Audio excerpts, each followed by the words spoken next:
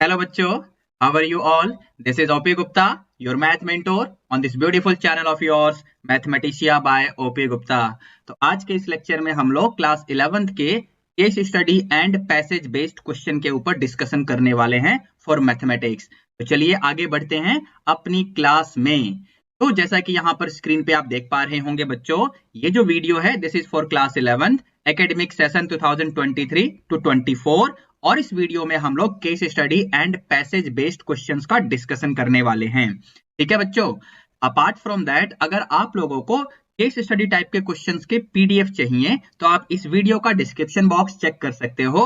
वहां पर आपको हमारा टेलीग्राम एंड व्हाट्सएप ग्रुप का लिंक मिल जाएगा, उन्हें आप ज्वाइन कर सकते हो। आपको केस स्टडी टाइप के क्वेश्चंस और टॉपिक टेस्ट एमसीक्यूज के पीडीएफ हमारे ग्रुप्स में मिल जाएंगे।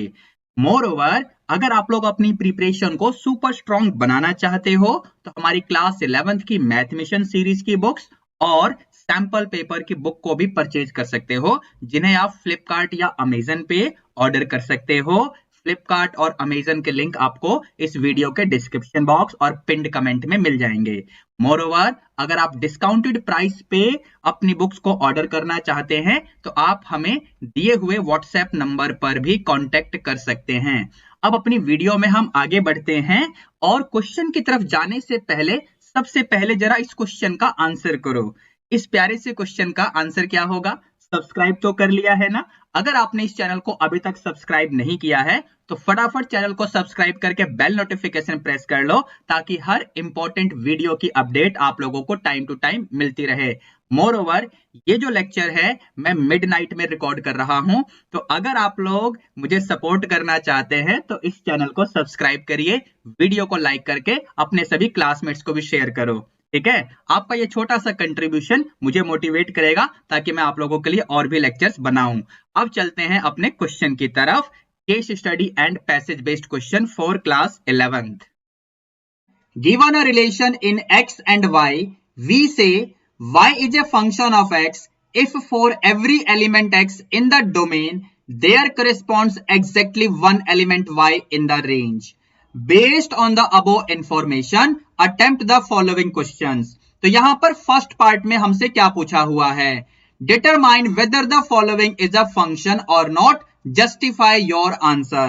जैसा कि यहां पर आप देख पा रहे होंगे बच्चों, element 4 which is present here in this circle, यानी ये जो पहला सेट है इसमें जो ये एलिमेंट 4 है, it has no image in this set under F. Therefore इसका आंसर क्या होगा? देयरफॉर इसका आंसर क्या होगा? इसका आंसर ये होगा कि it is not a function.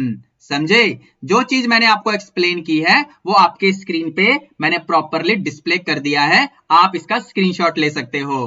ठीक है बच्चों, अब आगे बढ़ते हैं, जरा सेकंड पार्ट में क्या बोला हुआ है इसे समझ लेते हैं। तो सेकंड पार्ट में कह रहा है determine whether the following is a function और नॉट, जस्टिफाई योर आंसर। अब जैसा कि आप देख पा रहे होंगे, under F this element 2 of the first set has been linked with 2 different elements of the second set। कहने का मतलब ये हुआ कि this pair 2,1 and the pair 2,2 ये दोनों पेयर f से बिलोंग कर रहे हैं। देयरफॉर यहां पर f फंक्शन नहीं होगा। अगेन यहां पर आंसर हम क्या लिखेंगे? Not a function. अब जो चीज मैंने आपको बोलकर एक्सप्लेन की वो आपके स्क्रीन पर डिस्प्ले में आ गया होगा, आप इसका स्क्रीनशॉट ले सकते हो बच्चों। ठीक है ना? अब इसके बाद आगे बढ़ते हैं थर्ड पार्ट की तरफ। इसमें क्या बोला हुआ है? Determine the domain and range. हमें डोमेन और रेंज लिखना है for the function y equal to f x whose graph is shown below. तो जैसा कि आप यहां पर देख पा रहे हैं, this graph is of the function y equal to f x. हमें इसका डोमेन और रेंज लिखना है। डोमेन का मतलब होता है दोज वैल्यूज ऑफ x जिन्हें हम अगर फंक्शन में पुट करेंगे तो हमें एक well defined value of y मिलनी चाहिए। और रेंज का मतलब क्या होता है? और फिर इसी तरीके से रेंज का मतलब क्या होता है? The well defined values of y which we get when we put the values of x from the domain of the function. समझे? यानी डोमेन के लिए हमें लिखना पड़ेगा x belonging to which interval, देख लेते हैं जरा, और रेंज के लिए हमें लिखना पड़ेगा y belonging to which interval. चलिए देखते हैं जरा। तो सबसे पहले जरा हम डोमेन को एनालाइज कर लेते हैं। तो यहां पर x की वैल्यू बेसिकली -2 से स्टार्ट हो रही है, जैसा कि आप यहां पर देख पा रहे होंगे। समझे, x की वैल्यू -2 से स्टार्ट होके कहां तक चल रही है, मतलब जहां पर ये y की यानी फंक्शन की प्रॉपर वैल्यू आ रही है, इसीलिए तो ये ग्राफ प्रॉपर बना हुआ है। तो यहां पर x की वैल्यू बेसिकली हमें यहां तक चलते हुए दिखी है।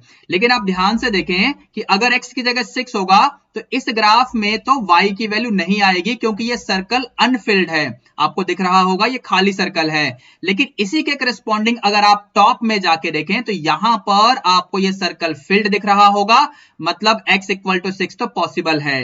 इसी तरीके से हम आगे बढ़ेंगे, मतलब x की जगह 7 भी आएगा, 6 और 7 के बीच के नंबर भी आएंगे, 6 भी आएगा, और ये कहानी 8 तक चलेगी। लेकिन 8 इंक्लूडेड नहीं रहेगा, क्योंकि यहां पर अगेन सर्कल आपका अनफिल्ड है। कहने का मतलब हमारी जर्नी -2 से स्टार्ट हुई इंक्लूडिंग -2, और ये 8 तक चलेगी, लेकिन 8 को हम इंक्लूड नहीं करेंगे, तो ये इसका डोमेन हो जाएगा।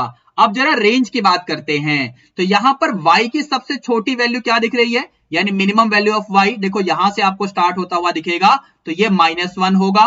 कहने का मतलब रेंज स्टार्ट होगा -1 से, और ये कहां तक जा रहा है बेसिकली, तो यहां पर मैक्सिमम वैल्यू आपको दिख रही होगी इस ग्राफ के अकॉर्डिंग।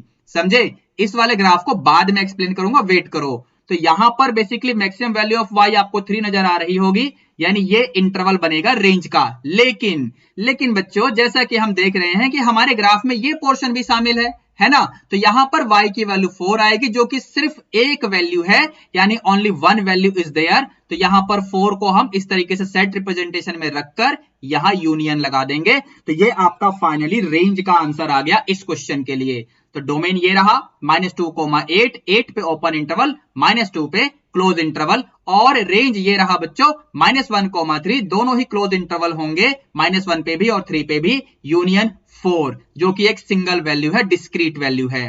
ठीक है, तो इस तरीके से थर्ड पार्ट का भी आंसर आ चुका है आपके लिए। अब आगे बढ़ते हैं, जरा फोर्थ पार्ट में देखते हैं इसमें हमें क्या बोला हुआ है।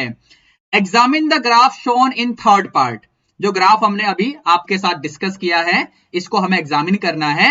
फिर हमें इस फोर्थ पार्ट में आगे क्या बोल रहा है, mention the integral values of x eight which fx is 3।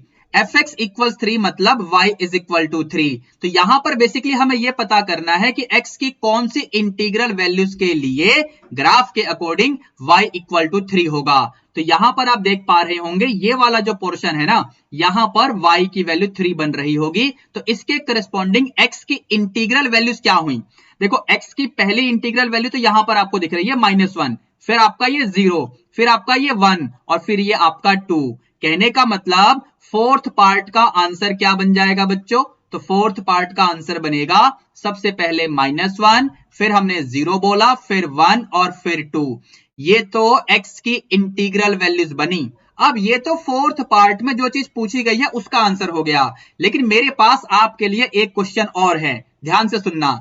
अगर y = 3 है तो फिर x क्या होना चाहिए, तो फिर x क्या होना चाहिए, समझे। अब यहां पर मैं आपको कोई भी कंडीशन नहीं दे रहा हूं, मतलब जैसा कि हमारे क्वेश्चन में एक कंडीशन थी ना फोर्थ पार्ट में, इंटीग्रल वैल्यूज ऑफ x, ऐसी कोई भी कंडीशन मैं आपको नहीं दे रहा हूं। इस क्वेश्चन का आंसर मुझे आप कमेंट करके बताओगे, ठीक है ना। चलिए देखते हैं सबसे पहले किस बच्चे का कमेंट आता है इस क्वेश्चन के आंसर के लिए, जो मैंने आपसे अलग से पूछा, जो कि फोर्थ पार्ट के जैसा ही है, बट एक कंडीशन यहां मैंने हटा दी। कौन सी कंडीशन, जो कि हमारे क्वेश्चन में मेंशन है, इंटीग्रल वैल्यू ऑफ x वाली कंडीशन। मैं आपसे सिर्फ ये पूछ रहा हूं कि अगर y = 3 होगा तो फिर x क्या होना चाहिए, ठीक है। अब इसके बाद जरा फिफ्थ पार्ट को देखते हैं, यानी इस क्वेश्चन को देखते हैं, जो कि लास्ट क्वेश्चन है यहां पर। इसमें क्या पूछा हुआ है बच्चों, check if f = given by this is a function or not, justify your answer। अब अगर आप f को ध्यान से एनालाइज करें तो इसे और इसे देखें, मतलब ये दोनों जो ऑर्डर्ड पेयर है ना, b, y as well as b, x, तो यहां पर जो एलिमेंट b है ना, it has been associated with y as well as x under f। कहने का मतलब b के एक से ज्यादा इमेज होने वाले हैं अंडर f, इसलिए f यहां पर फंक्शन नहीं होगा। तो ये तो फिफ्थ पार्ट वाले क्वेश्चन का एक्सप्लेनेशन हो गया, और प्रॉपर आंसर आपके डिस्प्ले में आ चुका होगा बच्चों, ठीक है। आई होप आप लोगों को ये पूरा क्वेश्चन सही से समझ में आ गया होगा। और अब इस वीडियो को लाइक करके इसे अपने सभी क्लासमेट्स को शेयर करके आप मुझे सपोर्ट जरूर करेंगे। अपार्ट फ्रॉम दैट इस चैनल को सब्सक्राइब करके बेल नोटिफिकेशन भी प्रेस कर लेना। ठीक है बच्चों, चलिए मिलते हैं अब हम नेक्स्ट लेक्चर में। Till then be good, take care, all the best. Thank you बच्चों।